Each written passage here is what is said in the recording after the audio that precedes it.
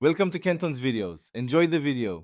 You start by enabling FaceTime and signing into your Apple ID. Do that now.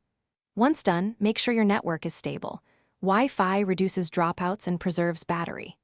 Next, open the FaceTime app and locate the contact by name, phone, or email. If they aren't listed, add them in contacts so FaceTime recognizes them.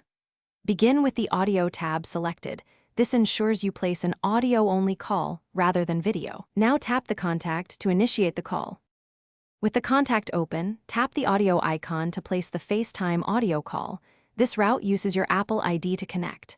If you prefer hands-free, switch to speaker or connect a Bluetooth headset, tap the audio routing icon during the call to change devices. Use mute when you need privacy. Keep it off to speak.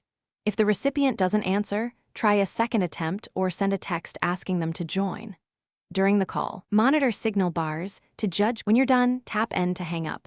You can view the call in recents if you need the duration. If audio cuts out or stutters, first move locations or switch from cellular to Wi-Fi because network changes often fix latency and packet loss. Make sure Bluetooth isn't stuck on the wrong device. If problems persist, sign out of FaceTime and sign back in or restart your phone. This resets services and often resolves persistent connection errors.